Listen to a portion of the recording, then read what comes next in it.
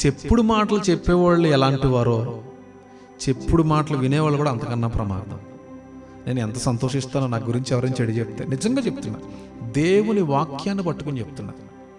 నా గురించి ఎవరైనా చెడు చెప్తే నేను ఎంత ఆనందపడతానో తెలుసు. నాకు నిజంగా వాళ్ళు చాలా మంచి పని చేస్తున్నారు. నేను చెప్పినటువంటి చెడు విని లేదు లేదు లేదు రాజన్ని అలాంటోడు కాదు, రాజా బ్రదర్ అలాంటోడు కాదని నాతో ఎవరైతే ఉంటారో అసలు నన్ను వదిలిపెట్టరాళ్ళు. నా నిమిత్తం చెడు విని అమ్మో ఈయన కట్ చేసేసుకోవడం బెటరు, ఈయన ఫోన్ నెంబర్ బ్లాక్లో పెట్టడం మంచిది అని ఎవరైతే అనుకుంటారో అది నాకు ఇంకా శ్రేయస్కరం. ఎందుకంటే నాకు పందకిచ్చారు.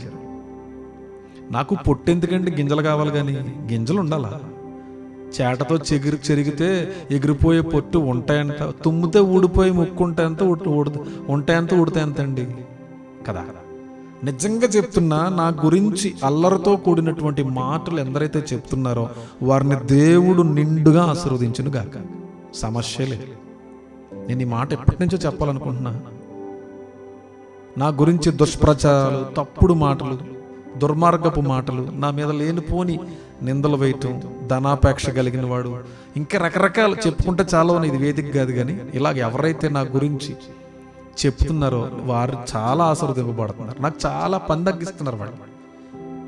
ఈ చెప్పుడు మాట విన్నటువంటి వాళ్ళు ఉంటారు కదా, ఈ చెప్పుడు మాటలు వింటారు కదా, విని నాకు దూరమై వీళ్ళకి వచ్చే కోపమేటిదలు వెంటనే ఫోన్ నెంబర్ బ్లాక్లో పెట్టేసుకుని మంచిది, వారితో ఇంకా మనకు పని ఉండదు. మనకు కాదు, వాళ్ళకే ఉండదు నాతో పని. నేను ఇలాగే ఉన్నా. వాళ్ళని ఎప్పుడు ప్రేమిస్తా, వారి కొరకు ప్రార్థిస్తా, నా పని నేను చేసుకుంటా.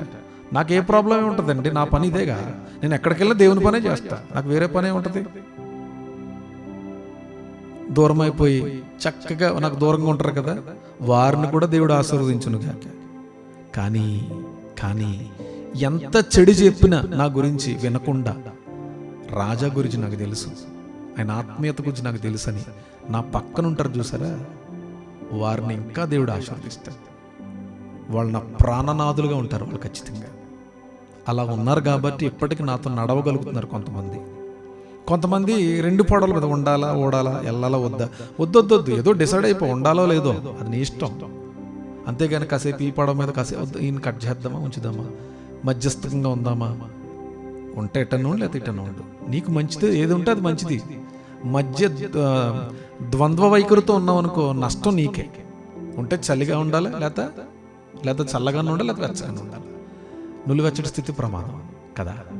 కాబట్టి నేను చెప్పేది ఏంటంటే, విమర్శించేవారు వైద్యులు లాంటివారు.